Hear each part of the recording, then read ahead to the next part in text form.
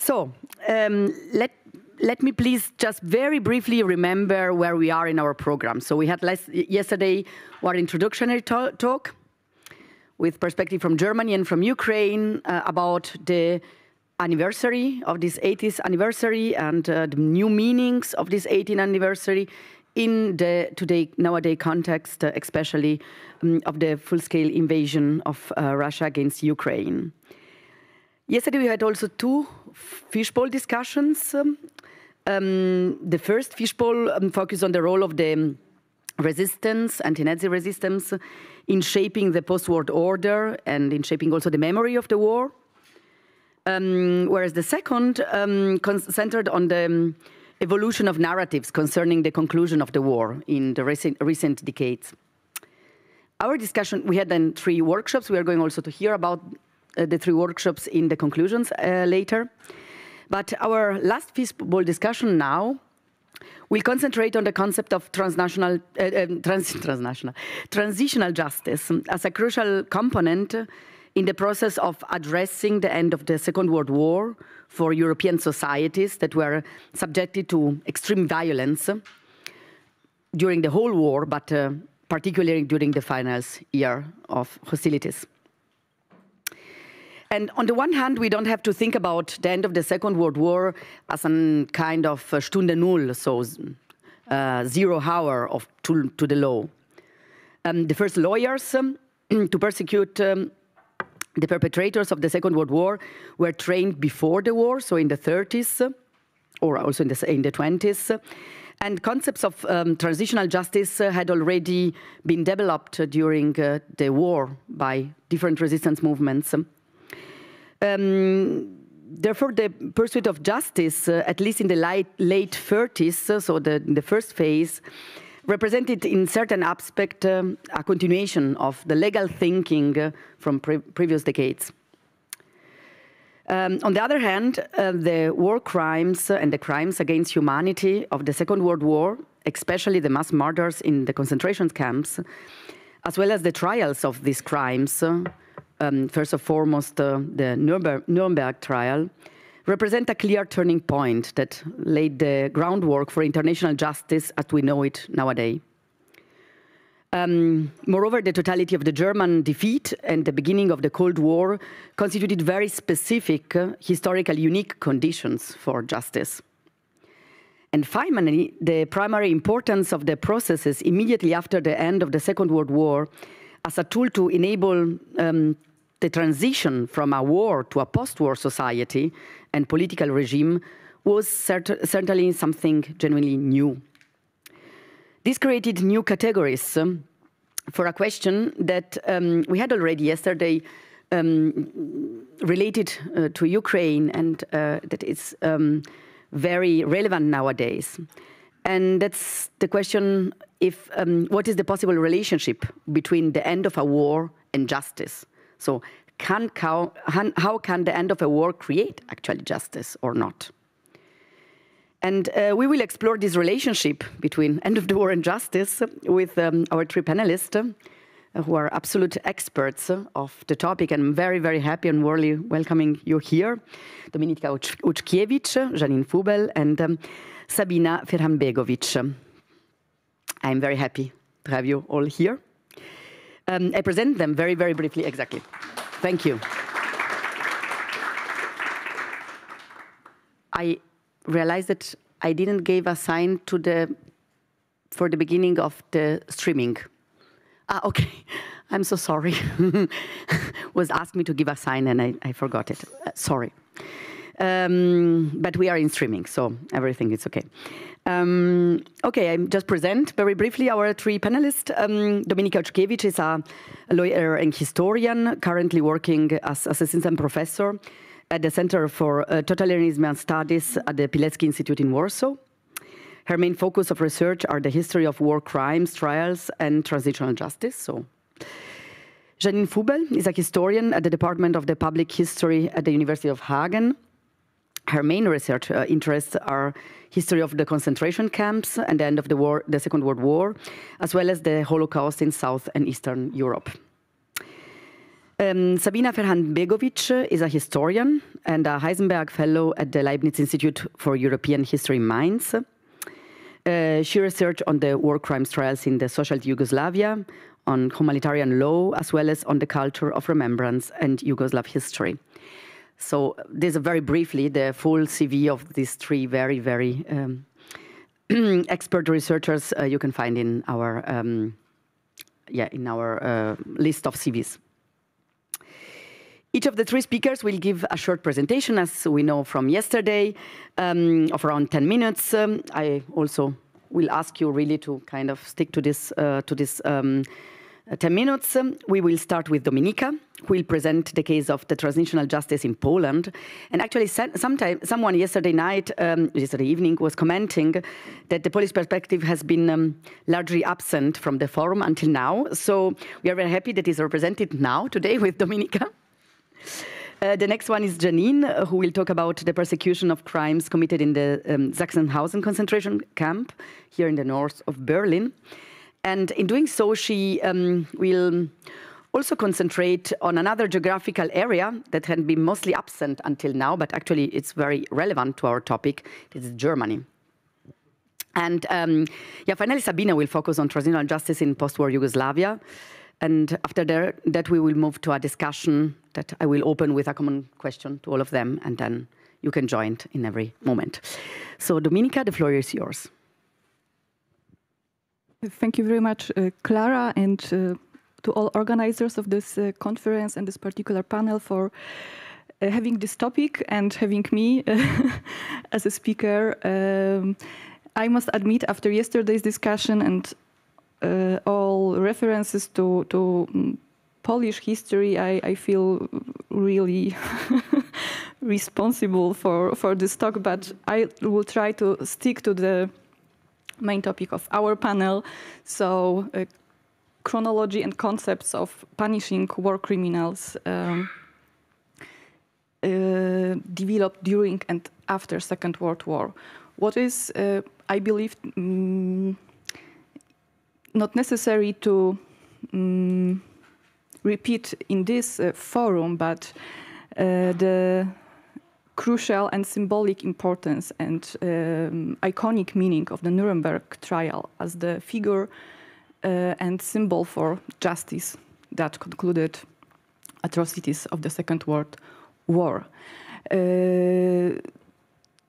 Is our point of reference and also of building the narrative's history and remembrance of prosecuting, punishing Nazi criminals.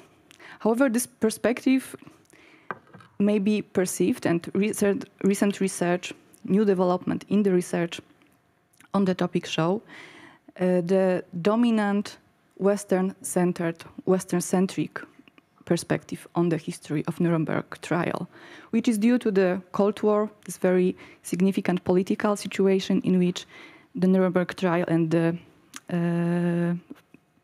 later trials took place, but also to the fact that the signatories to the Nuremberg Charter of 8 August 1945 were the great powers, mainly the Western powers, but also, of course, the Soviet Union.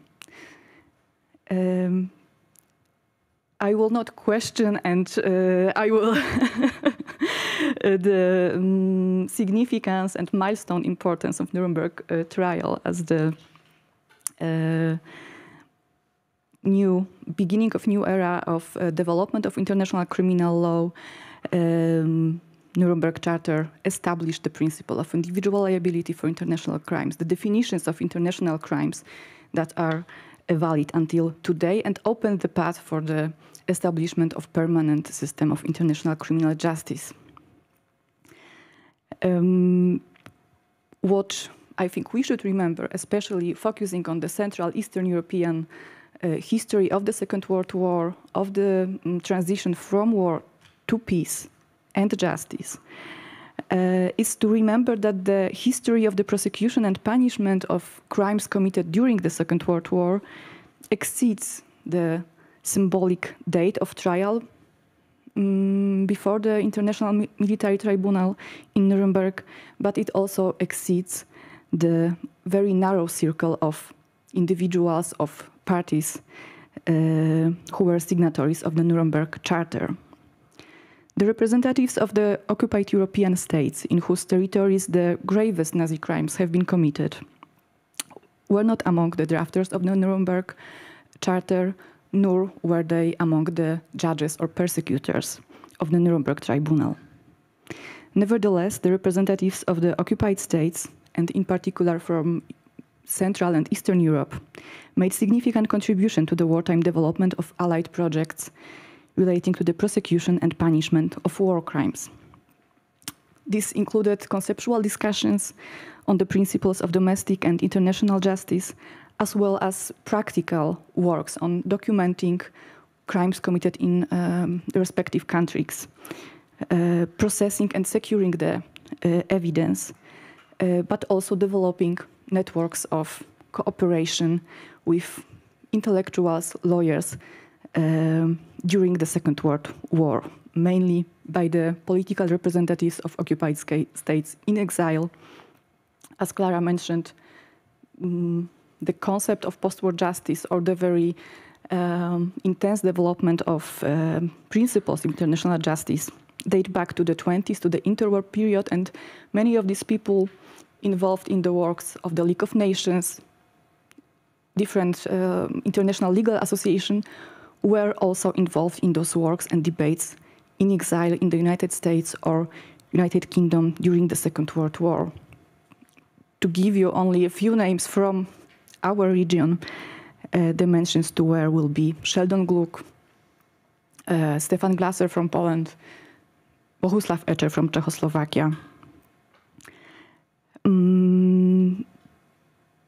The turning point in developing this concept of post-war justice by the representatives of occupied states maybe date back much earlier than the August 1945, so the London Charter. I argue it should be, this date should be dated back to the January 1942, when so-called Declaration of St. James's Palace was adopted by representatives of 9 occupied states, and previously was prepared during long and lasting conferences of lawyers from those 9 states, and developed by Polish and Czechoslovak lawyers. The principle of individual liability, of the need to create permanent jurisdiction over international crimes, but also to develop a strong cooperation in terms of documenting crimes, and also establishing the principles of extradition of criminals to guarantee the effectiveness of post-war justice, were the aims of the St. James's Declaration of January 1942. It was very early initiative with very limited effectiveness, as the Western powers have never entered this declaration. But the practical aspect and this possibility to cooperate and to cooperate more closely between governments and judiciary agencies of these 9 occupied states was significant. 1 year later, 1.5 year later, the United Nations War Crimes Commission was established. That was autumn 1943, the first international body responsible for the documentation, but also evaluation of evidence of crimes committed during the Second World War. This body gained support of the Western allies and provided really significant contribution to the theoretical aspects of post-war justice by developing or discussing the term of crimes against humanity, the violence against also German Jewish victims, which were excluded from the framework of international criminal law and could not be protected under the classical notions of international criminal law, and in general the mass organized violence against the civilian population occupied territories. So this new notion of crimes against humanity, which we know from the Nuremberg Charter and is associated correctly with the name of Herrschlauterpacht was also discussed by exiled lawyers in much broader gremium in early 1940s. Crime of aggression, the notion of criminal organizations and setting up the rules for establishing individual liability for international crimes were the aims of lawyers gathered at the UNWCC. But the main goal of this institution was to provide effective investigation and support to the investigation authorities of member states. Until the end of war, thousands of names of Nazi perpetrators were collected by the Commission, and hundreds of indictments prepared by the governments in exile and allied governments submitted to the Commission. Until 1948, when the Commission's work stopped, over 35,000 of suspects, Axis criminals, were on the war crimes, were on the list of war criminals, and over 8,000 cases were submitted to this body. And this provided basis for the post-war trials in allied countries for the Nuremberg trial. And thanks to this documentation collected since early 40s and system of evaluating and processing the evidence, a huge amount of documents was accessible already in summer 1945. What is also very important is, and here we have very different situation in each allied country, but the cooperation between the political representatives, especially in exile, and the resistance movement. I think that's also some underestimated or under-researched topic. So the involvement or the preparation of post-war justice by the resistance actors, military or civil, was of crucial importance, and exactly the gathering of evidence, accessing the witnesses, establishing very specific details on the particular crimes. That was the work conducted in all occupied countries by the resistance movement, and was also of great value for the post-war trials. Very important aspect of this cooperation during the war is not only documentation of war crimes, is also the diplomacy and advocacy for the victims. So publications, approaching the public opinion, especially in the United States, gaining the support for the idea of punishing war criminals, but first of all for stopping the Nazi crimes, which was unsuccessful.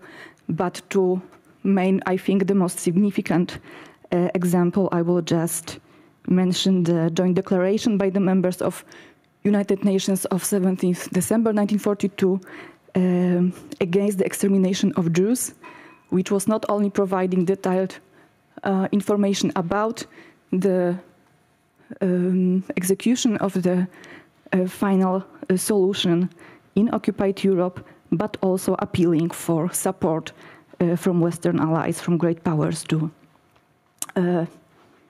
support civilians, especially Jewish victims, in occupied Europe, and afterwards also the appeals for bombing, retaliatory measures against Nazi Germany, which were never applied. The cooperation, or this UNWCC umbrella, if I can use this notion, goes on after 1945, despite the escalating Cold War conflict, despite the polarization. And I think that's also a very important aspect of this moment of transition, or our interpretations and analysis of concept of that time. This very strong division between West and East, fair trials and political trials, or following the Soviet model of justice, how the war crime trials behind the Iron Curtain were very often assessed or through these lenses interpreted should be challenged today, I think, and a way to understand how these different political and legal approaches towards post-war justice developed during the war by governments in exile or political representatives of occupied states, resistant movements, the allies with their common policy represented to some extent by the United Nations War Crimes Commission, but also in the Eastern countries by the communist governments should bring us, I think, some new answers to the beginnings of the peace program after 1945, and also the notion of justice that is not really connected with the Eastern or Western values, or should not be ascribed to one or the other part of this conflict and political conflict after 1945. Okay, that was a very nice and statement. Then I give you the word, Janine. Yeah, thank you. First, very much for the invitation and to be amongst this great colleagues here in this Fishbowl discussion, and also for your interest in this topic. Today I will speak about the example of Sachsenhausen concentration camp, and it's pretty nice to follow you, Dominika, to get this broad the situation in the beginning of the 40s, how it developed, and now really to dive in the case study of Sachsenhausen. So I think it fits really well. In my research, I have focused on the final month of this camp complex. My particular expertise lies in the mass crimes committed during the so-called evacuation process, which began in January 1945 and ended in early May during the German surrender. And because legal investigations made up a large part of the historical material I examined, I also looked closely at how these crimes were prosecuted and also investigated directly after the war. So the year 1945 is very important for my research. And I would like to use my time today to address two main points. First, it's important for me really to address and maybe discuss later together the point that despite political divisions that emerged with the Cold War, the Allied powers initially cooperated in investigating and prosecuting Nazi crimes. And this, in my case, included sharing documents, but also transferring individuals, both perpetrators and witnesses, between their jurisdictions. And second, that's also due to my work in Hagen. My current work in public history shows how legal proceedings generated a very important historical knowledge, and we still are working with this material. For us, or for me as a historian, that's the foundation for me to really analyze what happened in the last month in Sachsenhausen before German surrender. But let me now turn to the specific case of Sachsenhausen. By late 1944, Sachsenhausen had grown into a large camp complex with over 70 satellite camps across the Berlin and Brandenburg regions. So we are here now in the east part of Germany. And this was one of the main concentration camp complexes in Germany and one of the oldest. So in January 45, more than 65,000 inmates were registered there. Among them were about 1,000 women and around 1,000 children and youth. The prisoners were formed a heterogeneous group, so it was political prisoners, but also Jewish deportees, Polish civilians, Soviet POWs, people persecuted for religious reasons or for being homosexual, as well as forced laborers, many of them deported from Eastern Europe. Most inmates in January 1945 still were forced to work in the German armament industry. When the Soviet army advanced toward the Oder River in January 1945, the SS began to prepare the evacuation of the camp, which meant that several thousand seriously ill prisoners were murdered on site, others were deported to other camps, documents were destroyed, and efforts were made to cover up earlier crimes, especially the mass killings of Soviet POWs. On April 21, in 1945, the camp was evacuated, which meant that over 35,000 prisoners were forced onto death marches. And when Soviet and Polish advance troops arrived 1 day later in the camp, they found just around 3,500 seriously ill prisoners, most of them women. And the first photographer, Arkady Shaiket, was among these combat, and it was a Soviet soldier. He was the first started documenting the horrific conditions there, end of April 1945, so before German surrender.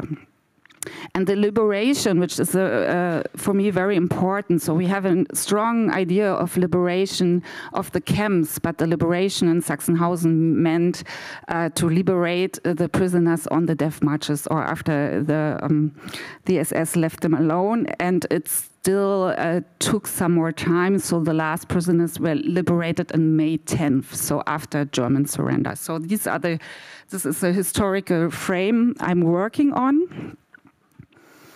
And now on our topic today. Immediately after the German surrender, investigations began.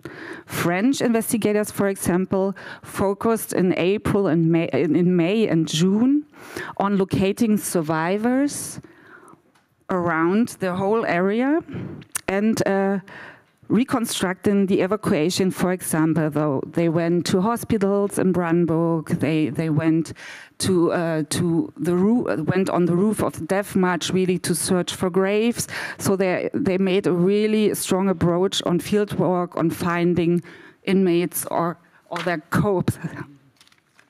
So, and yeah, and as well, French were the first, and then directly afterwards, Soviet investigators concentrated on crimes within the camp. So they were mostly collecting evidence against the SS personnel and camp functionaries. And at the same time, the Soviet Secret Service started to use Sachsenhausen as a special camp. So during the first weeks and months, the Allies still cooperated their legal punishment of war criminals.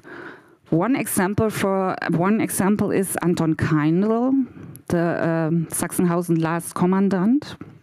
He was first being interrogated in British custody in north of Germany, then in Nuremberg. And afterwards, he was handed over to Berlin for the Sachsenhausen trial initiated by the Soviet military administration. The Soviet Commission began working in Sachsenhausen in June and July 1945. They investigated on the camp and later also on the death march routes. There mostly examined the graves and interviewing survivors as well as the parts of the German population. But in the camp, they also reconstructed the gas chamber, for example, despite the SS having tried to dismantle it. Prisoners also had hidden documents in the walls of the barracks, and these were recovered and became part of evidence. So besides the wish of the SS to burn them before leaving this place. Written reports by survivors Photographs and film material were compiled to prepare for the trial. The Sachsenhausen trial took place in 1947 in Berlin before a Soviet military tribunal. 16 persons were tried, among them SS officers, other camp personnel, and also prisoner functionaries. As we discussed yesterday, this is also an example how the Soviet dealt with the gray zone. So there were the first time prisoner functionaries were tried as well. All defendants were convicted under Control Council Law number 10. 14 received life sentences with forced labor in the Gulag system. 2 were sentenced to 15 years. In contrast to other trials, for example, such as the Dachau trials, no death sentence were issued. So here, for example, Otto Moll, who had been active in Sachsenhausen in early 1945 and played a key role in the mass killings during this period, had already been executed the year before after the Dachau trials. Because he was no longer alive, he could not be questioned in the Sachsenhausen trial, and was used, that's for me more important, was used by others now as a scapegoat in later trials to deflect attention from their own roles in the mass killings.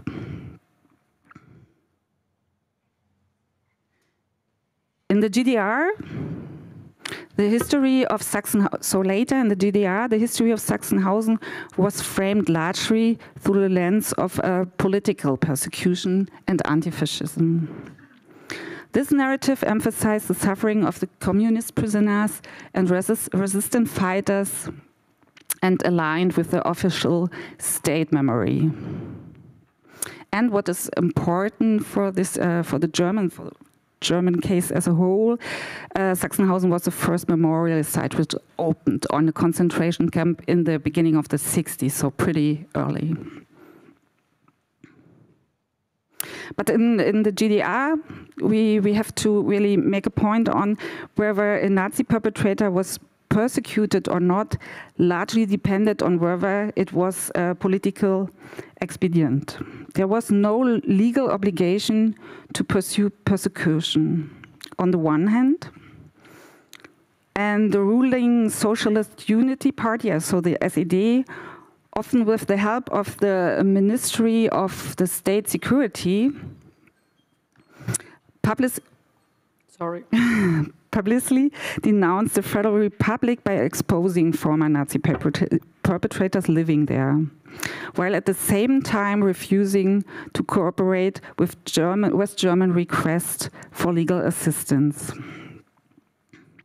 Trials were also conducted to demonstrate the GDR's supposed determination to confront the Nazi past. Couple of minutes and perfect. Okay. On the other hand, investigations were held when the reputation of respected individuals of the state itself appeared to be at risk. So, yeah, in addition, the Stasi made use of convicted but uncharged Nazis and war criminals as informants and agents as well. So that on the GDR side, maybe to have a brief look on the other side of the Iron Curtain, so the case for the Federal Republic, there in 1968, so much later, a Sachsenhausen trial took place in Bonn.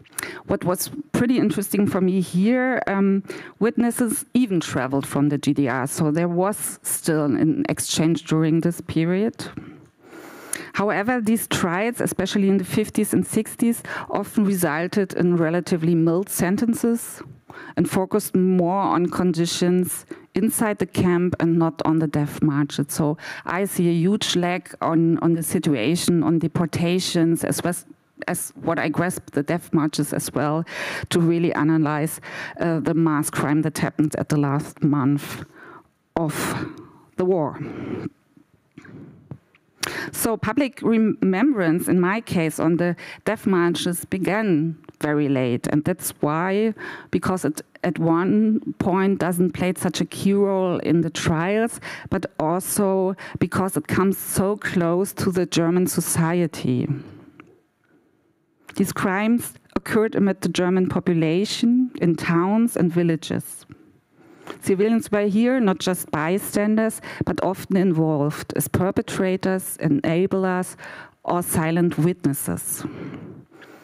And the turning point from the silence on these crimes just happened in the 90s, outside of Germany, mostly by Israeli historians or Polish historians. And in Germany, really to analyze these crimes, it started in the beginning of the 2010. So there was a long, really long period compared to research, but also to have trials on crimes. This was very late, and my thesis is because it's coming so close to the German society. So maybe I would stop here and just say that we still search for mass graves, although in Germany. So there is still no end. We miss several grounds also for the Sachsenhausen campsite, and there's a lot of work still needs to be done. Okay, thank you very much. And I found very interesting the fact that you are focusing on like two kind of different time scales, starting in the early 30s and then arriving like to the 90s. And so this point that you both stress of the cooperation of the allies, like at the beginning at least, that was like that was not this division between East and West, and then it changed later. Yes, I give you the word, Sabina, and then we comment about the common points, please. Well, thank you. Thank you very much for your kind introduction, and thank you for inviting me to present some results of my research, being the last panelist of the last panel. I thought it would be helpful to prepare a kind of short presentation to sum up my bullet points for you.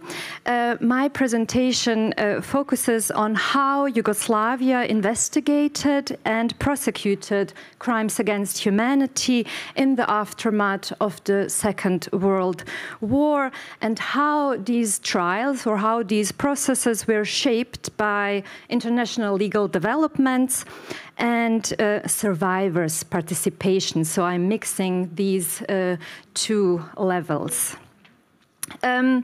As Dominika already highlighted, in 1943, while the war was still raging, the United Nations War Crimes Commission was established, and she also highlighted that the goal was to help the Allied nations prepare for the prosecution of Axis war criminals. And Yugoslavia, despite being a smaller state and war-torn nation, participated and played an active role. First, as Dominika also stated, through its government in exile, and then after the liberation through the communist government, Yugoslavia submitted more than 4,000 indictments to the Commission, from which about 2,700 were accepted.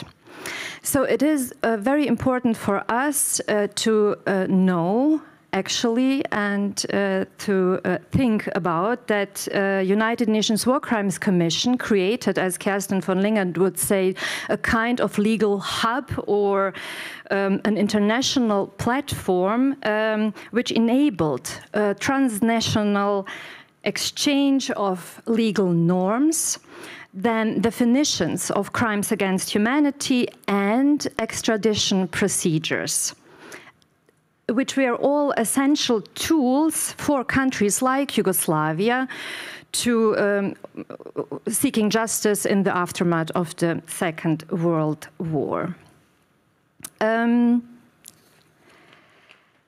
But Yugoslavia didn't wait for the war to end to start investigating war crimes or crimes against humanity.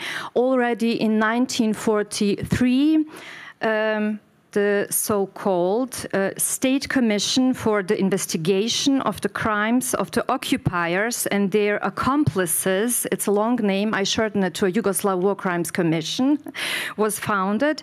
And it was supported by different regional sub-commissions, and it worked very closely with partisans, with survivors and local citizens in a manner which was described by Janine earlier on. By the time the Commission concluded its work in 1948, it had opened more than 900,000 cases, and it had identified more than 400,000 murdered civilians, more than 500,000 survivors, and it named around 65,000 individuals as alleged war criminals. And as after Sachsenhausen in Yugoslavia, this vast body of evidence, testimonies, documents, forensic materials became the foundation for post-war trials.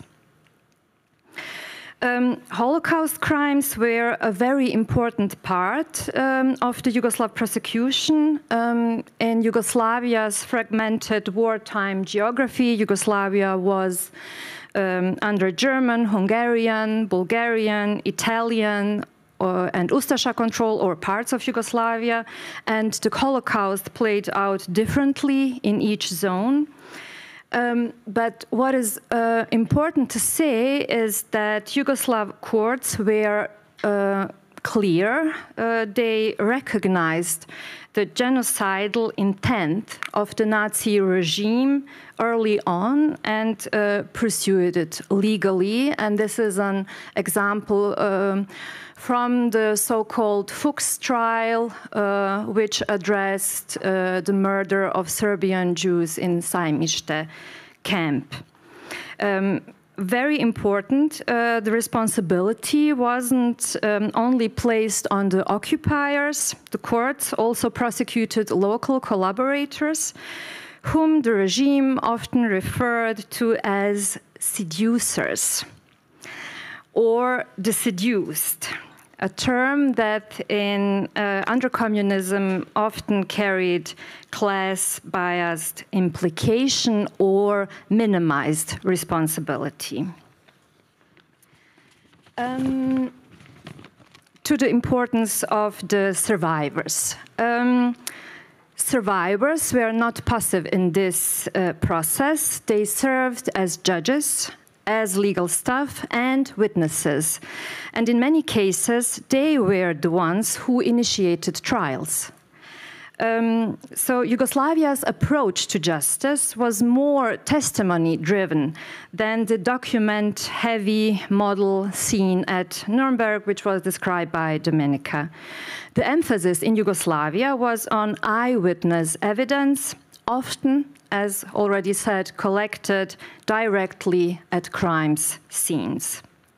And one key figure, I never missed a chance to mention his name, was Albert Weiss, a Holocaust survivor who represented Yugoslavia at the International Military Tribunal and later became head of the Yugoslav Jewish community. Weiss worked at the intersection of both legal systems, Nuremberg's international law and Yugoslav's witness-centered prosecution, and he really pushed Yugoslav prosecution of crimes against humanity and crimes of the Holocaust. His experience taught him something many survivors already knew. Legal truth is always partial. It can be marginalized unless victims are given space to speak, but not only as witnesses, as I said before, but as experts and legal advisors and truth bearers.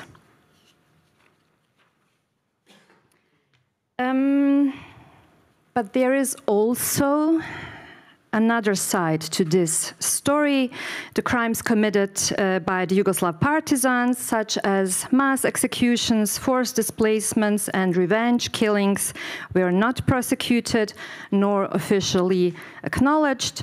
And this was a strategic silence. The emotional framing of Nazi and collaborator atrocities helped legitimize the communist takeover, casting partisans as righteous liberators. War criminals, in this narrative, had lost the right to exercise political power, and in the case of non-ethnic South Slav, even the right to belong. At the same time, the new regime wanted to present law, not violence, as the foundation of post-war society. Trials were intended not only as retribution, but also as a way to reintegrate and stabilize the society shattered by war and civil war.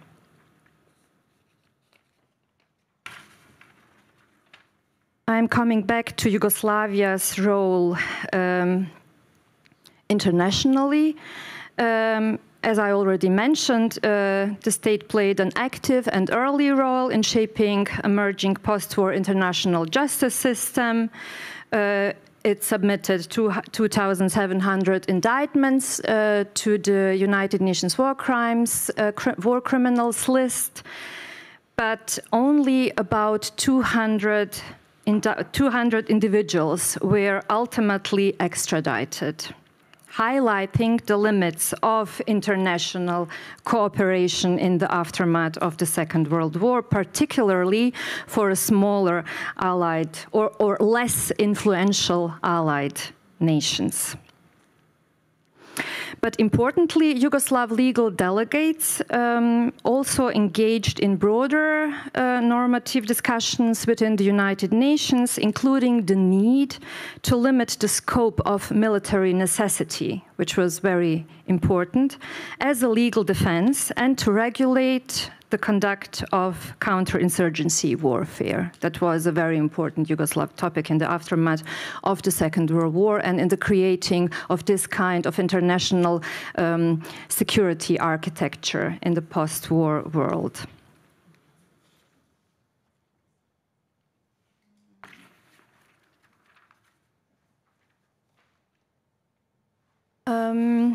I'm coming back to the memory and to the Holocaust legacy. As I already said, Yugoslavia was among post-war European countries and maybe also notable for that, for its early and extensive efforts to document and to speak out about the Holocaust. Already in the late 40s and in the 50s, survivor memoirs and legal testimonies were published, exhibitions were organized to educate the public, and beginning with 1952, memorials were erected across the republics to mark sites of mass murder. And within the official socialist narrative, Holocaust was framed as a part of a broader struggle against fascism, and it was woven into the ideology of brotherhood and unity, but still, this integration did not erase the specificity of the Jewish experience. In contrast to many other countries, Yugoslav courts, public institutions, and cultural platforms did recognize Holocaust as a distinctive event marked by the Nazis' regime's systematic intent to exterminate the Jewish population. And almost every verdict mentioned that. I'm coming to the conclusion. The Yugoslav case offers a complex, layered example of wartime and post-war justice. On one hand, it demonstrates an early commitment to a legal accountability, an active role of the survivors and serious effort to document and to prosecute the Holocaust. And on the other hand, it reveals the limits of the justice, the suppression of partisan crimes, the selective use of legal memory, and the constraints of international law for a country outside the global centers of power. Ultimately, Yugoslavia's post-war prosecutions were not only about law, they were about legitimacy, identity, and the enduring struggle over how societies remember violence. Thank you very much. Thank you.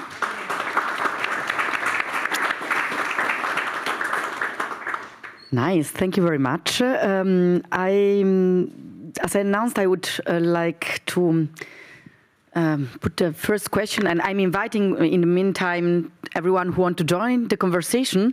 But to start maybe this conversation here in a kind of perspective on comparisons of what you were explaining, I would like to invite you to kind of refine and perhaps strengthen your argument on two main key points. And the first one would be the question about the preconditions of these trials. So what are the crucial elements that made these persecutions of perpetrators possible after the Second World War?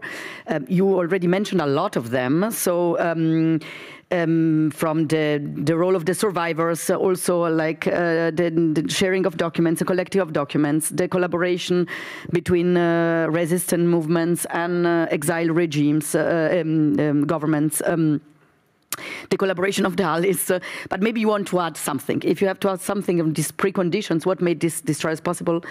And the second aspect would be also a kind of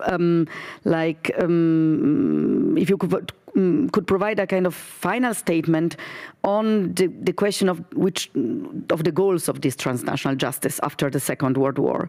So what was their main function?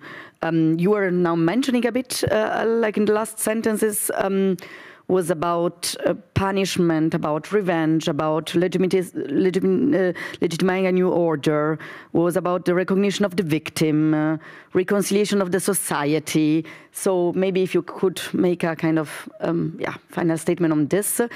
And I give you like a couple of minutes, and in the meantime, I hope that someone is going to join and jump in the discussion. I don't know, you want to start?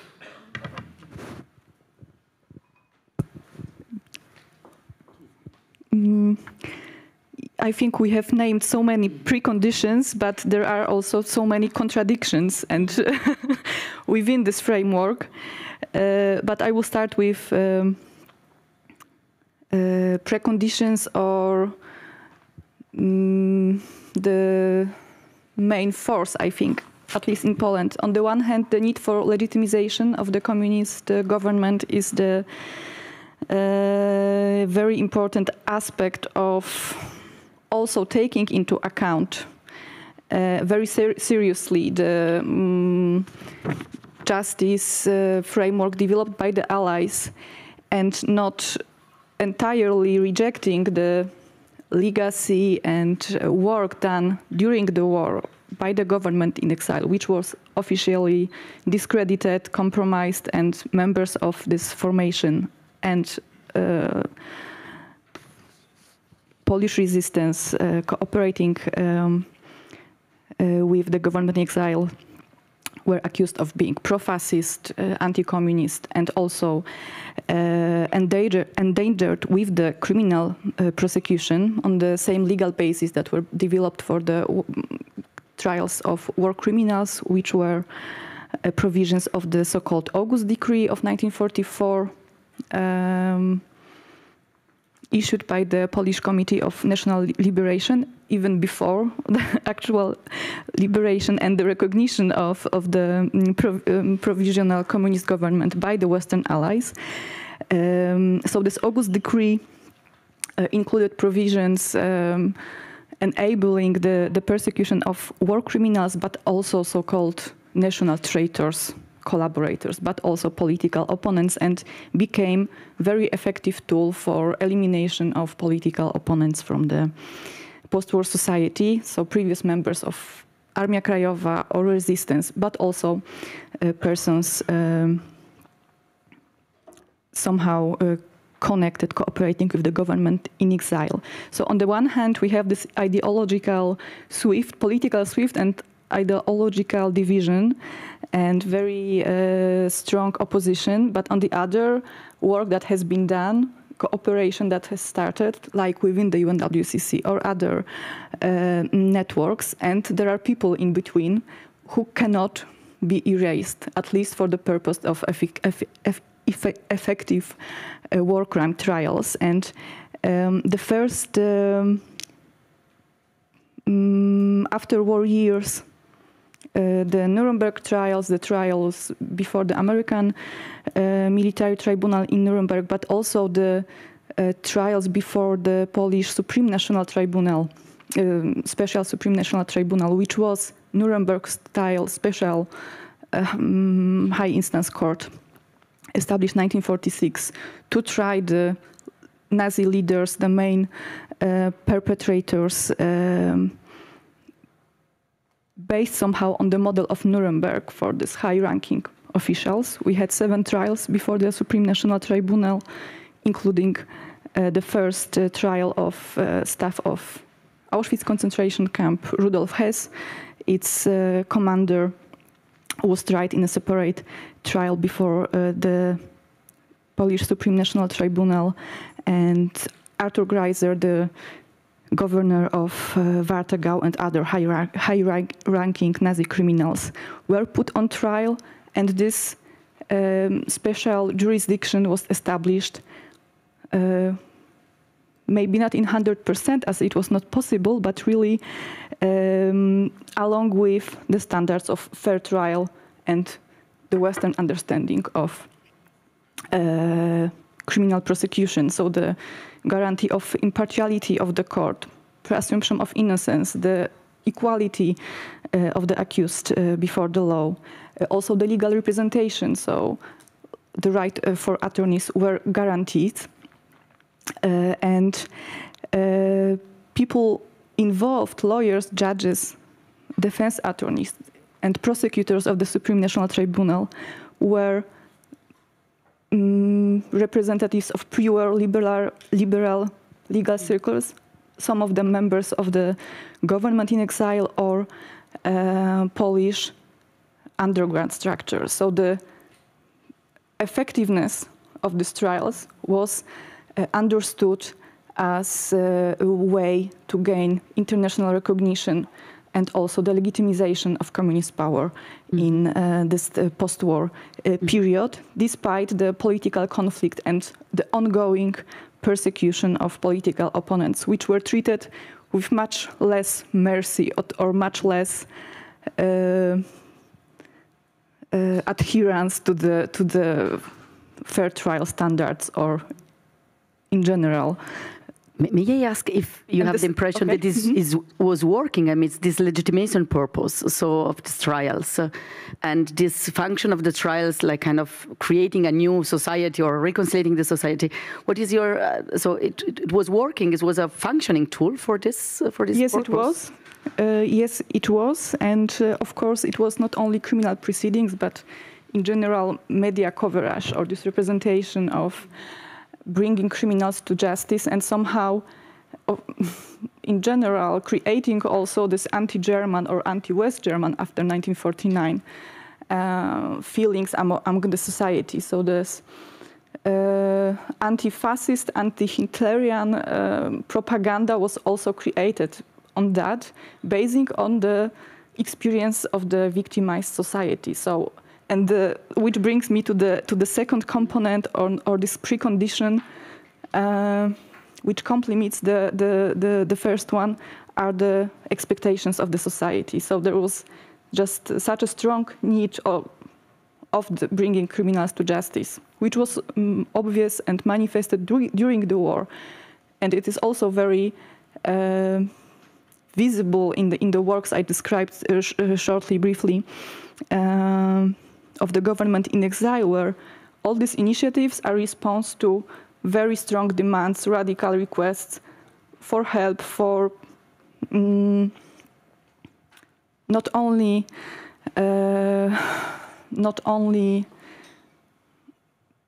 promising the post-war trials, but indeed stopping the atrocities and involving into this campaign as many actors as possible. So this promise or this expectation was not fulfilled during the war.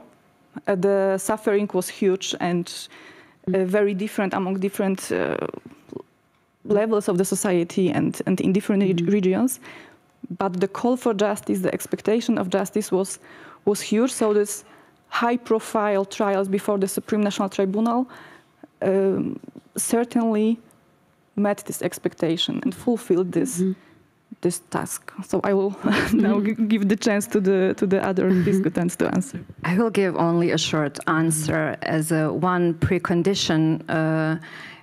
We could say that the first precondition was to accept law or to accept legal proceedings as an adequate answer to this expectation to confront this massive Nazi or Axis crimes. And to accept legal proceedings or to accept law is always connected to this image or to this notion of law as a kind of natural, not as an independent institution, which opens a possibility for integration of a society. It's not a revenge and it's not a violence. It's a kind of neutral institutions, and it is there for all, for the survivors, for the accused, and for the victims. So I would say that this is a first precondition made by the Allies, that they would prosecute Axis criminals and that they would bring them to legal justice. And then everything else developed from this notion that there has to be some kind of justice done. So then we are discussing what is justice, what does justice mean for different actors, for different institutions, for different people involved in this kind of process.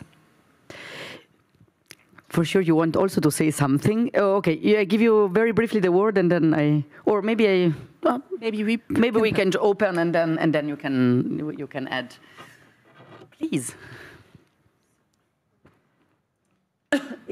You don't have to do anything. 1, 2, 3. Okay. Thank you very much. I think it's mostly for Janine, but maybe I was thinking about the survivor position in all this process, because we know that survivors, I mean, it's not a homogeneous group. So among them, some are more privileged, if I could use this term, rather than the others. But you mentioned the group of homosexuals. And I imagine, and I mean, I know, but I also doubt in myself. I think that most of them were men, which also shows something else, that it was mostly a gay relationship that was a kind of a threat among all the queer community, but we're not talking about this. But at that moment, homosexuality was criminalized in most of the countries. So how could these people go and testimony freely when they were, even after the war, they were criminalized? So they were afraid. So have you encountered this issue? And I am very curious to know what has happened. And were they eager? No, mostly not. But were they willing to testimony, even on risking their life? Thank you. You can comment on that, and then also add something about the preconditions if you want. Yeah, I would like to bring it together. It fits pretty well. So maybe to combine these two questions, because it brings me directly to agency of survivors. And I mean, I analyzed the process starting in January, and what I saw is that also the inmates who had the strength still had the strength to think about that the Soviet army is approaching, started documenting. They started writing diaries in the concentration camp. They started to save documents from burning. So they really reflect on first documenting, but second punishing it. And you are absolutely right. The major group doing this was the group of German inmates, because they had this so-called functionary position in the camp administration, so they didn't have to do the hard forced labor, but they had also to be very careful, because many of them were killed before the end of the war because their knowledge. But these were the persons who started to document, who were interrogated by the allies mostly. So there were first nearly no East European inmates ask about their experience, but for sure also other groups stigmatized, like queer inmates, so gay inmates, but also like homeless people. The stigma proceeded, and I could read it also in the trial cases of the 70s. There are also Romani people weren't interrogated. So the stigma lasted till the 90s in the case of the gay person. So that's also why the memory or the acknowledging these groups is so late. And till today, there is no book acknowledging also the female experience at the end of the war. Sachsenhausen was a camp for male, but in March there were 5,000 women in Sachsenhausen. So there's a huge gap on this as well. So absolutely, we have to reflect of the stigma persisting in societies. So yeah, it's a pretty long process still. Did you find some testimony? Yes, I find some testimonies, and also the work of Anna Heiko helps a lot about this. She was working on Ravensbrück, also of queer women, and that helped also to shape our views on the testimony. Also, they don't say they're gay. You can see or read between the lines what they experience related to gender issues. So, and maybe to add to your question, I mean, we have this survivor approach of punishing, but also we have the Soviet army approaching. And the Soviet army in Brandenburg still fought a war which was started against them as a war of extermination. So they also come to Sachsenhausen and first looked what happened there with the Soviet prisoners of war, because Sachsenhausen was a site which was part of the war of extermination, where more than 10,000 Soviet soldiers were murdered on spot. So this was the first. So it was punishment on the one hand, and also jurisdiction, but on the other hand, Sachsenhausen worked also for Sovietization of the eastern part of Germany. So what you brought on the topic, really create a new national identity on anti-fascism, and also the German prisoners of war, German inmates helped on that, really to analyze at first what happened there, but also to create a new society with a new ideology of Sovietization, to keep it like that. Thank you. I would just want to very briefly think about the women. I've been 2 weeks ago in Ravensbrück for the anniversary of the 80th anniversary of the liberation of Ravensbrück, and there was for the first time, I think, an official remembrance of lesbian women. So the first time, and we are speaking about 2025. So.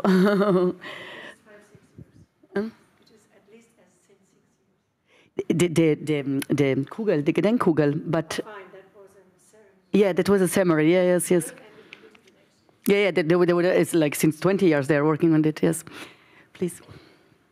Well, I switched the place for more comfortable chair, but it comes with price, so I obviously have to make comment and also kind of common question.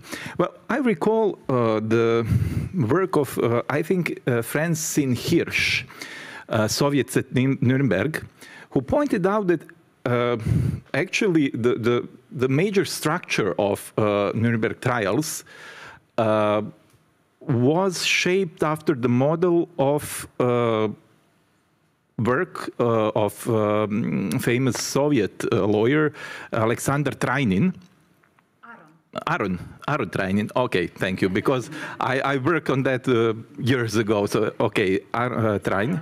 Of course, Aaron Trainin, and the finding was quite interesting because it somehow shows that, given that Churchill, for instance, suggested shooting all the leaders of the Nazi movement and the Nazi party, and that actually Soviets insisted on the organizing of trial together with, of course, Americans. And when the Justice Jackson saw the work of Trainin, he commented something like, it was a gift from the God, from the heaven, to have this analysis. And the fact is that Trainin's theory was pretty much organized on the very broad understanding of complicity that was implemented in trials in Soviet Union in the 30s. And I think that this aspect somehow brings together this alliance between East and West, liberal democracies and world of socialism or communism during World War II. And now comes my one complicated thesis that and something that I'm struggling with for years, that for some reason the notion and the idea of the concept of totalitarianism or totalitarian paradigm somehow shadowed historical reality of the 40s, of the Second World War. So in that specific historical context, I would somehow believe that it is better to stick to this triangle that we had, the liberal democracies, socialist or communist world, and the world of fascism. And if we simplify that triangle in the 40s, what we get is the alliance between liberal democracies and Soviet Union or communist world. And totalitarian paradigm somehow also simplifies the triangle and then puts together on one side a world of socialism and a world of fascism. This paradigm was pretty much used during in the beginning of 21st century, for instance, in Serbia, where transitional justice worked only as a tool to somehow put as much blame as possible on the communists in the for what they did against Serbian nation and so on and so forth during the Second World War, and somehow to push in shadow the responsibility of the regime in the 90s. So you see how this misuse, in a sense, of transitional justice can work in order to support, in a sense, the interpretation of history and the idea and the endeavor not to face the criminal past, in Serbian case, from the 90s. So my question is to comment on this to my mind, obvious misuse of the idea and the principles of transitional justice.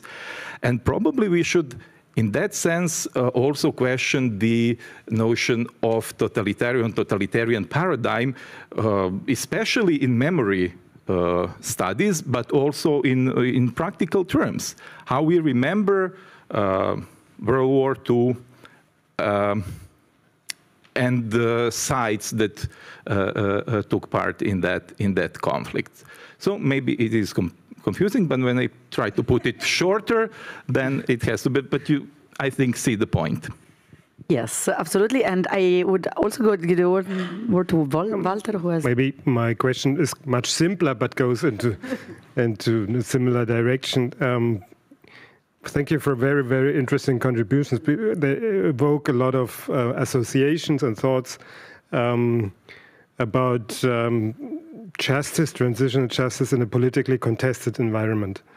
Last year in September, we've been with a group of colleagues in Potocari, the memorial site of the Srebrenica genocide, and I was struck by the poor quantity and also quality of legal proof that has been shown there, from the Hague tribunals. You have lots of video materials where even perpetrators are testimony, the unbelievable crimes. So it's obvious, absolutely, for everybody who wants to see it. And 200 meters away, you have posters from Dodik or others who deny what happened there, what is proven as much as you can if you want. Of course, one thinks about what's currently happening, war crimes being committed today. How can they be proceeded in a future when we do not have any kind of a common paradigm anymore, liberal or what it be? So I wonder, back to the end of Second World War, or to Yugoslavia, processing the Second World War, where was there a field of mutual acceptance between East and West? The Cold War already was starting. To what extent was there was Nuremberg the last point of no return where they would support each other's judgment, or was, you mentioned Sachsenhausen processes later, that witnesses were traveling? So was there mutual acceptance and support between processes in GDR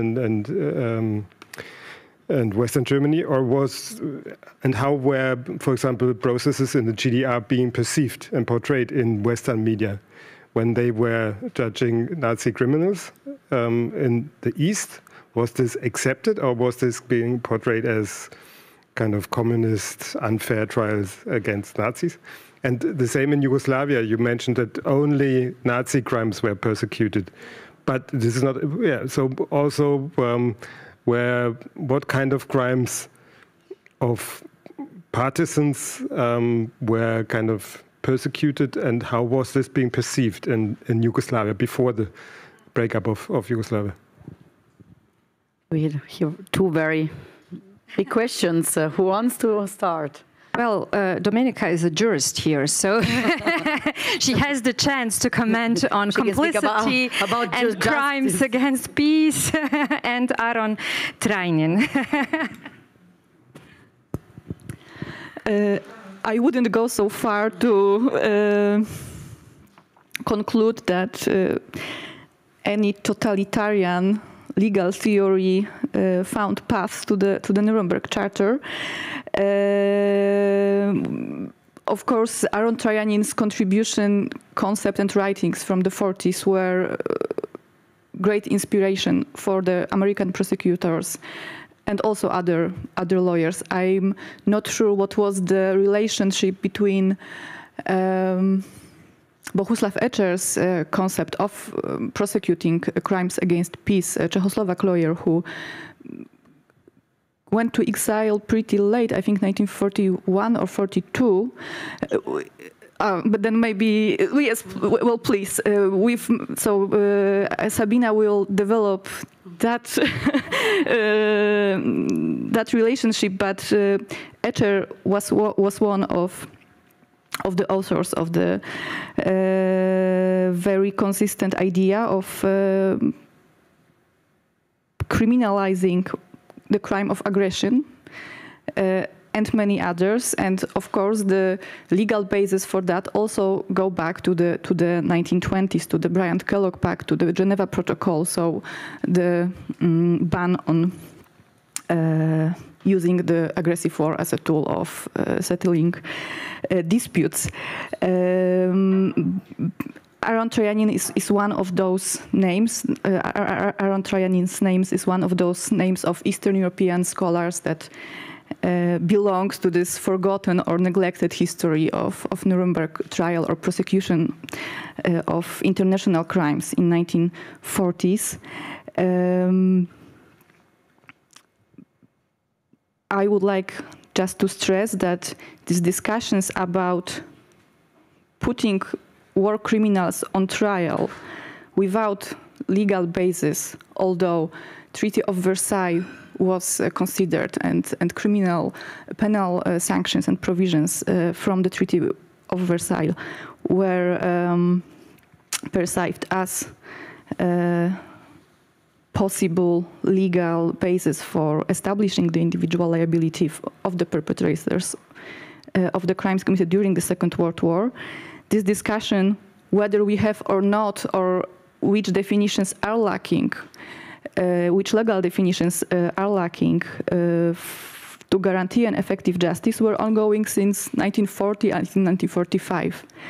And there were more actors, more arguments, and huge effort done to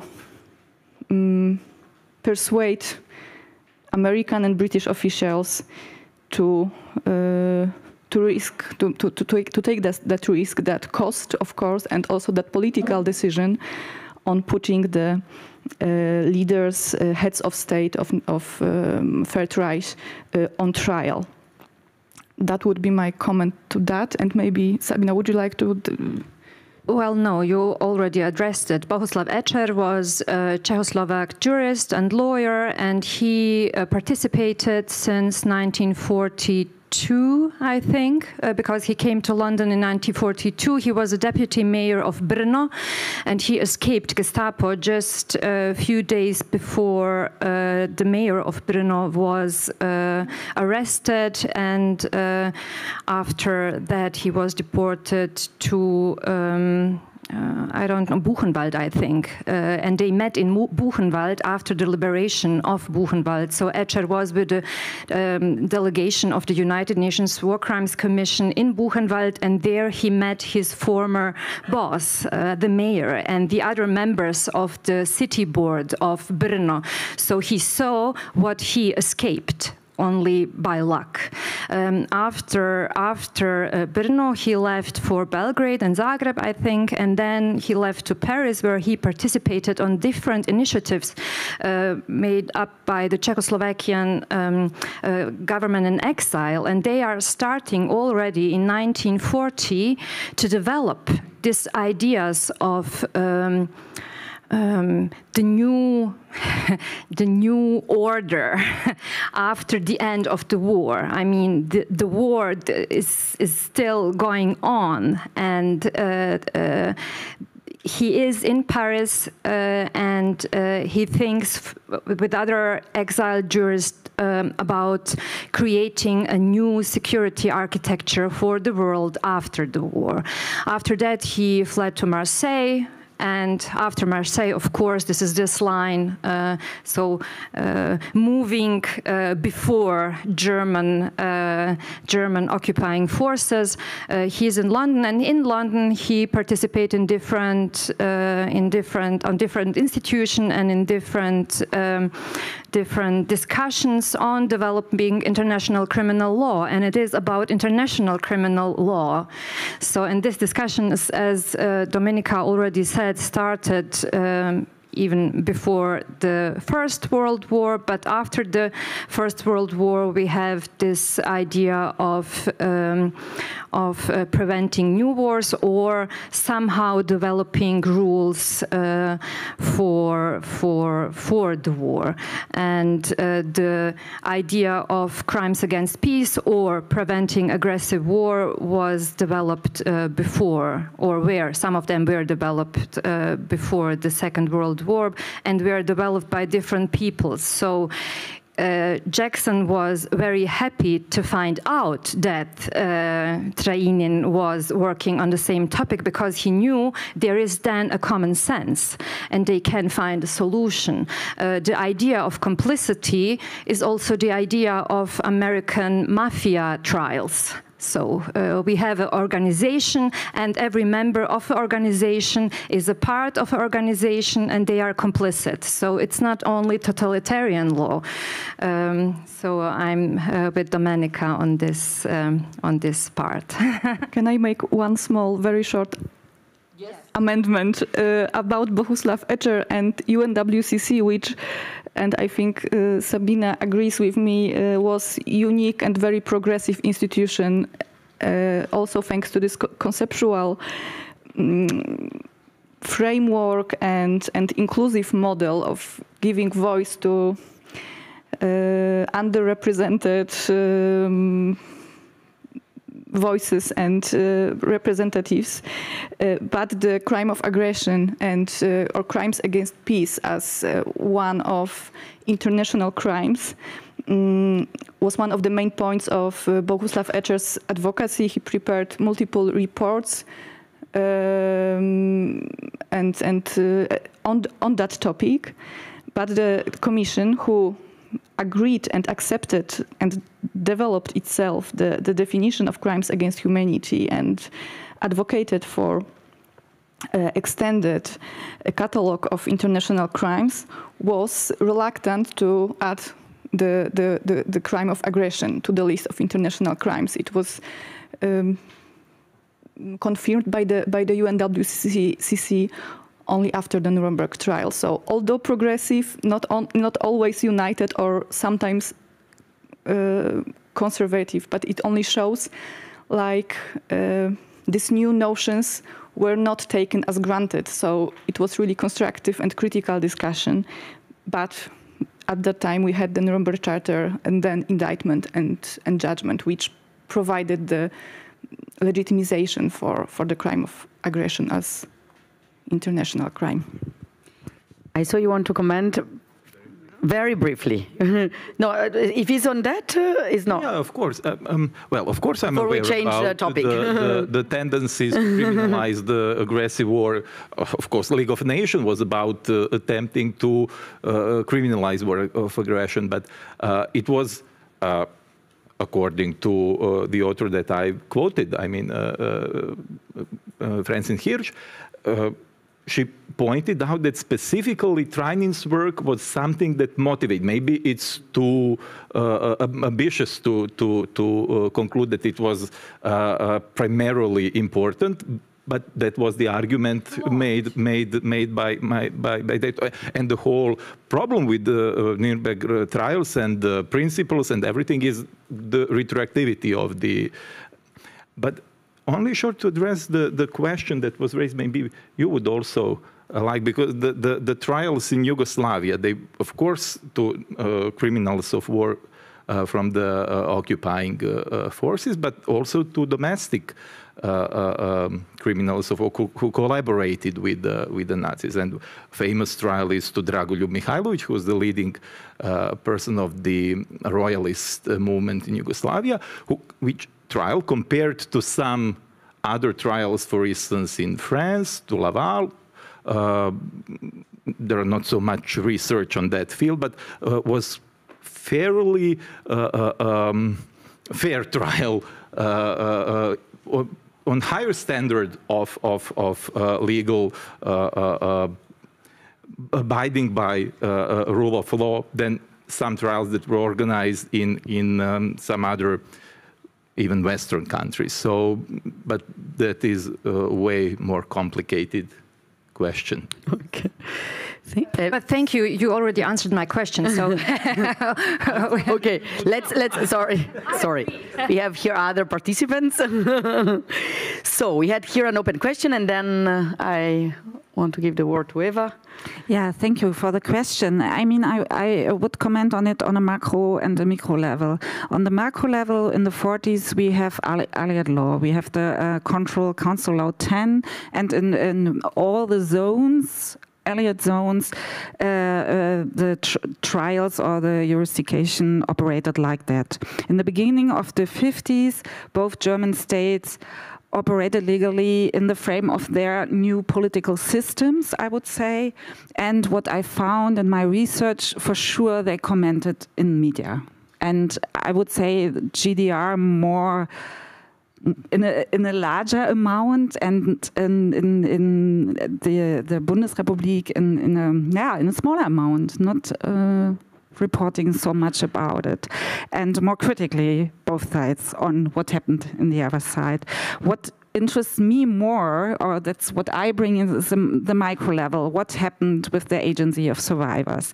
And what I found really interesting and want to analyze more is really who could go to the western part of Germany. And it was political loyal persons who could travel in the 50s to go, and also in the 60s to go, for example, to the Bonn trial, which was concentrated on Sachsenhausen.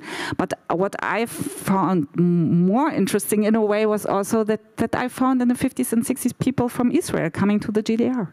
We don't know anything about it. And with the 7-Tage-Krieg, the 7 days of war, this stopped. But we have this also. We have a strong interaction between survivors, and not only political survivors transnationally, also with Jewish survivors. And I would really like to go more into this story. I just can grasp it today, but I think we should also analyze how survivors try to hold contact. And I find it a lot between German and Czech survivors, but also with Jewish survivors who went to Israel, who came back to the GDR, and really on the memorial, on when there were big ceremonies, they did this together. But this was not so much in the media.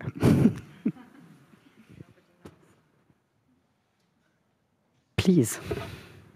Yes, thank you so much. I'm impressed what I have to learn here, and I'm very content what you are studying. But as I came into the questions of international law, and by this to stop wars, or at least to judge crimes of wars, with the situation in Sarajevo and Bosnia in between 92 and 1997. I have some heroes for myself, of which I discovered only in these years, and I'm missing them. So I would like to know if they have not been heroes or not so relevant. Or so one hero is Raphael Lemkin. The other hero is Benjamin Ferenc, with whom I worked together then on the International Court of Law, a wonderful person. And then Jan Karski.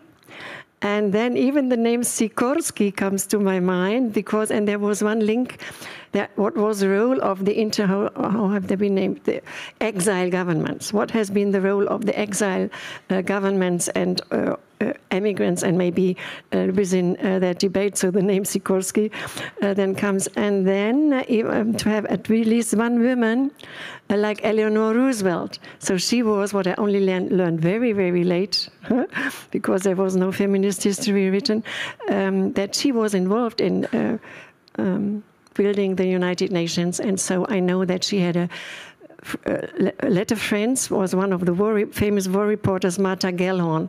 She was in ongoing contact with Eleanor Roosevelt. So I would like to see it a little bit now, as there has been networks and preparation, some famous heroes like Raphael Lemkin and Jan Karski, but even within women living these areas, there has been preparing networks of then building the international law. Someone want to comment on that? Most of those names were Polish names, so let me... yes, but... so, I think the question whether Lemkin, Ferenc or Jan Karski were the heroes or not is rhetorical. Of course, well, like they were. Mm-hmm. Yes, I would, and I apologize for not mentioning more names in my presentation, but that could be also boring or confusing for you. Herr Schlauterpacht was one of these big names as author of the concept of crimes against humanity, but Raphael Lemkin, who I think perceived himself as underestimated hero or not fully understood with his concept of the crime of genocide as consul to the Office of the Prosecutor of United States. He played very important role in preparing the Nuremberg trial indictment, although felt disappointed with not including the crime of genocide into the indictment, into the Nuremberg Charter, not recognizing by the Allied nations this very specific concept. But as we already said, these discussions and controversies about definitions, about the limitations of positive law or what can be persecuted were very intense, these discussions, and the crimes against humanity as new category in the Nuremberg Charter were prosecuted or adjudicated by the Nuremberg Tribunal only because of so-called nexus requirements. So the crimes against humanity, which were new definition and new concept, unknown before. Crime of aggression was known, was not, there were no sanctions for the crime of aggression, but it was present in the international treaties. The same for war crimes. But the crimes against humanity were recognized only in connection with the crime of aggression or war crimes. So it was the only requirement, only possibility for those legal minds, for those four prosecutorial teams to agree on the crime against humanity under this reservation. And Raphael Lemkin's concept, entirely new, much more comprehensive and focusing on different type of violence, was, I would say, too much or too novel, too new. Of course, Benjamin Ferenc, as member of the US prosecutors team and one of the leading figures on the Nuremberg trials, is a hero, as is Jan Karski and Władysław Sikorski. You asked about the importance of the governments in exile. I would say it was the advocacy for the victims, and not only the national victims. Of course, each of these political groups was focused on their own suffering political agenda, and also like post-war time for some obvious reasons, like about whether the countries will exist, whether the national political power will be upheld. In case of Poland, that was not possible.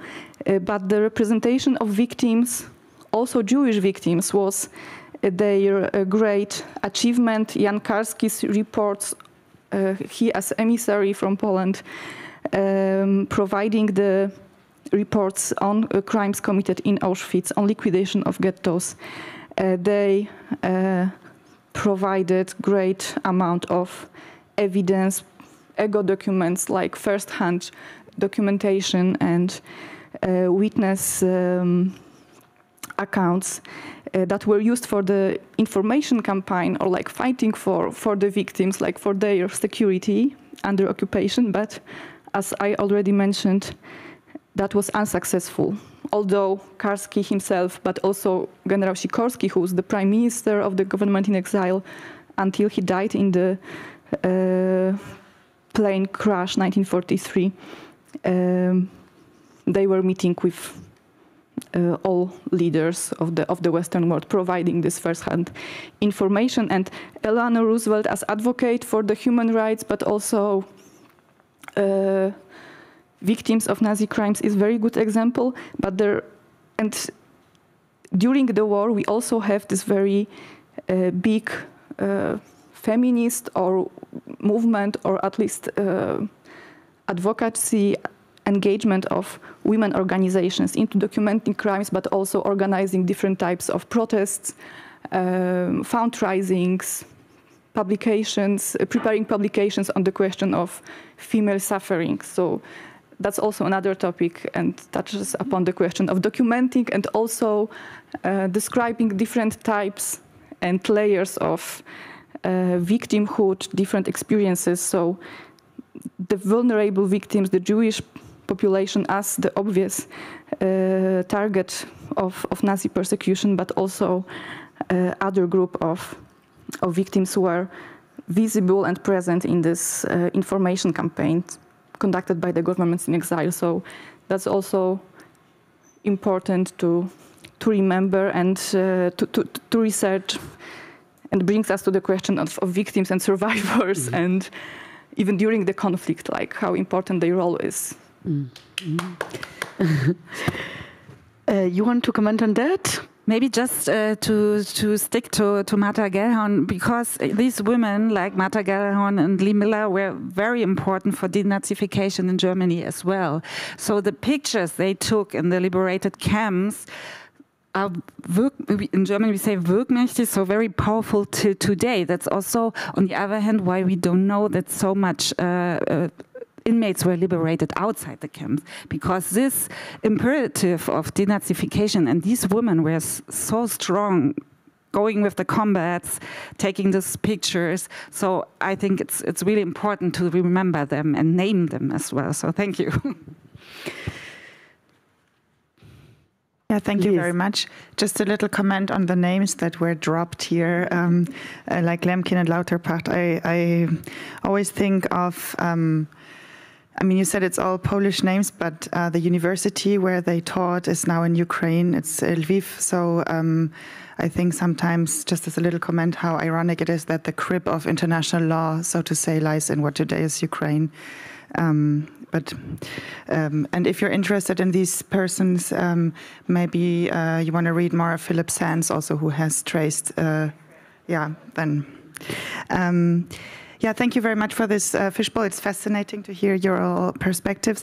I would like to ask about sexualized violence, and I don't really know who of you wants to respond. So my question would be, because it is kind of a constant motive of war crimes, mass rapes, mass rapings, and other forms of sexualized violence, but also we see it nowadays in Ukraine. We have seen it in the wars in Yugoslavia also as a form of biopolitics, of also abducting children and all these connected crimes. So I wanted to ask you three whether this was, like, when did it start being a legal category? Was it some? You also said that you have read something about gender-focused violence. So this sounds almost anachronistic to me. I also have a background in history, so maybe you can tell me which forms of legal acknowledgement were there at this time. You also told about these women's organizations. I had no idea about that. So if you could elaborate a little bit more on that, I would be really grateful. Thank you so much. Thank you also for the question, because we have also a question about what was not on trial. So no, so I have to admit that I was a bit guided by your leading questions. Who was not there, and maybe if I can add, who was not there. I wanted to ask about other victim groups. So, for example, was there an awareness for what had happened to Roma people? Maybe, if you have time. Well, maybe I can start with Yugoslavia. There was an awareness for the suffering of Roma people, but I didn't find any trial in Sarajevo.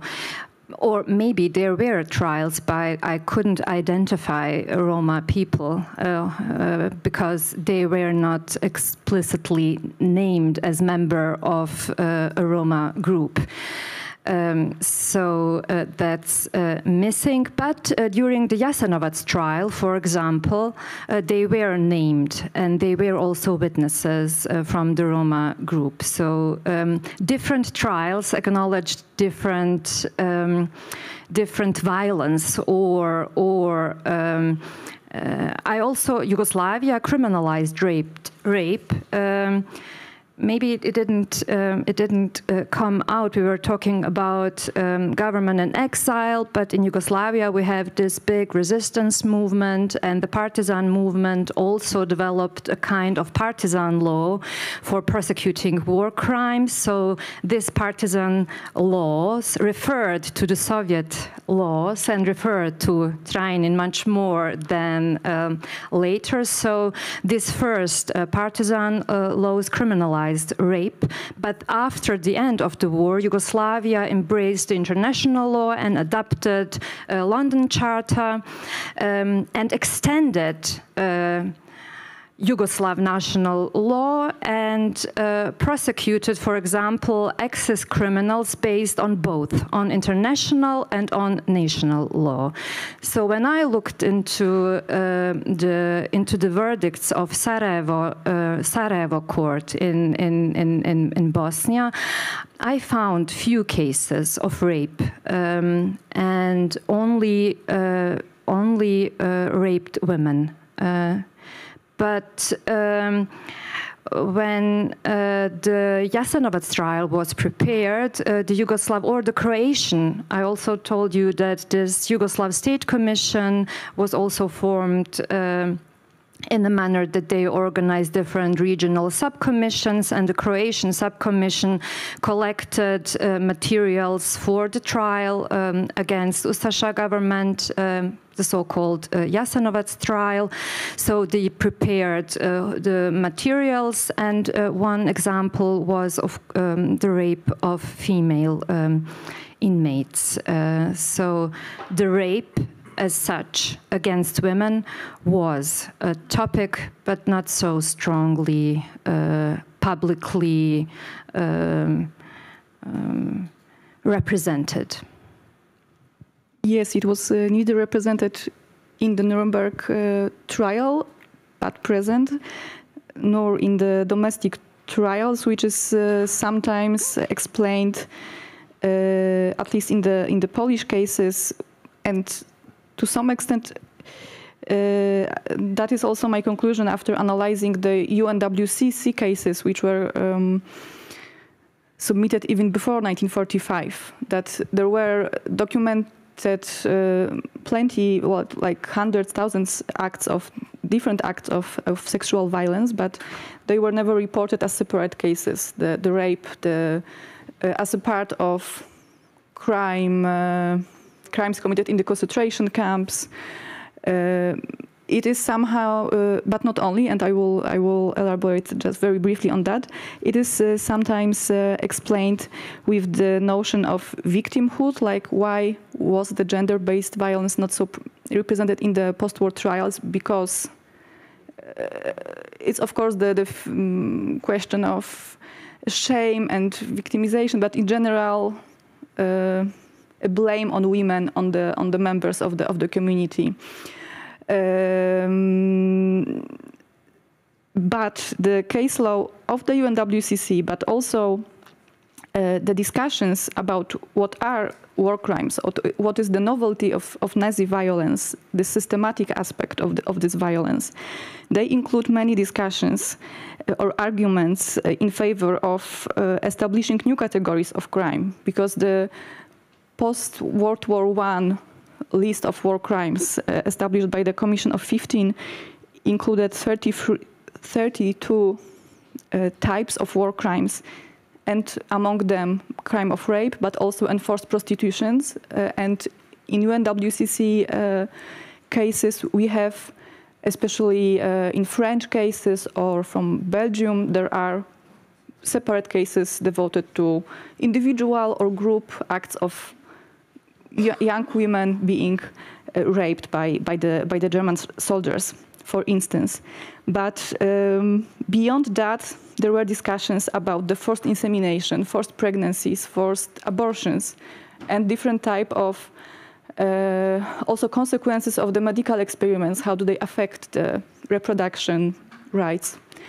And again, vibrant discussions, strong arguments, and here Stefan Glaser, the Polish lawyer and representative to the UNWCC, was very strongly advocating for including paying attention to this type of violence on international level, and the enforced sexual intercourse. I think that's what the crime was called. It was also included in the Polish decree on the punishment of war crimes that was developed 1943 by the Polish government in exile. But from the documentation, thank you. And well, there are many evidence of different types of violence, also against minors, men. They were not that present in the trials, and the question is why. But they were not neglected by the investigating bodies or the lawyers who were looking for these legal answers. And the crimes against Sinti and Roma were also included in some of the charge files, but mostly concerning the crimes in the concentration camps. I haven't met the particular cases concerning persecution of Romani people, at least in the UNWCC charges. Yeah, maybe to come to the question of why there weren't. Maybe I didn't find any record who dealt with sexual violence from a trial or an interrogation, but I found several reports of survivors on it. So it struck me. Why is there such a gap? So what I found most is reporting sexual violence on children in the camps. Then.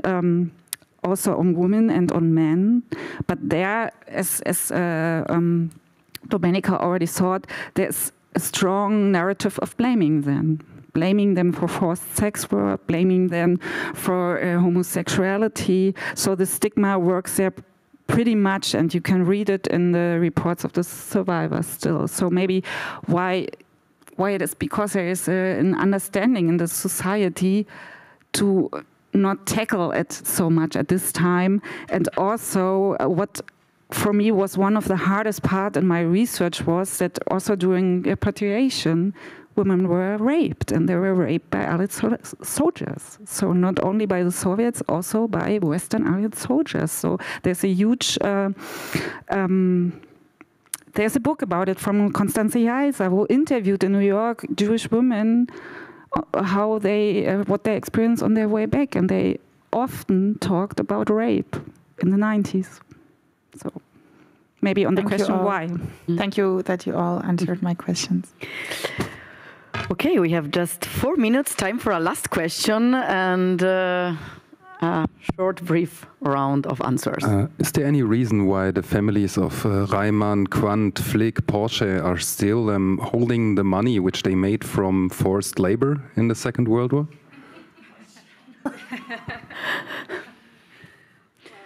Okay, persecuting, like, I mean, the question we maybe also ask about persecuting like forced labor, no? and Well, this is a very complicated question. Well, indeed, it is a very complicated question. So Allied had prepared following trials to the International Military Tribunal, and one of the following trials should have been the trial against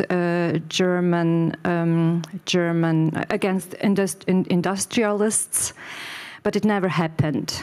And I have to admit that I'm not into it, so I don't know. I can only imagine that, of course, after International Military Tribunal and after everything was conducted and after the Soviets were disappointed with the result and after emerging Cold War, they decided not to do it together, but then Americans started their following Nuremberg trials, and the Eastern European countries, if we are talking here about Eastern European countries and about forced laborers from Eastern European countries, try to find separate solutions with Germany on a kind of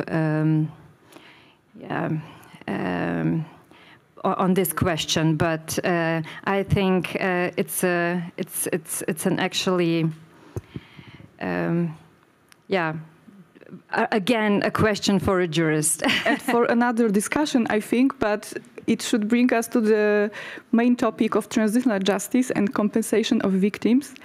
Despite the fact that most of forced laborers were not compensated, but that's the only group next to the Jewish victims of Nazi crimes that was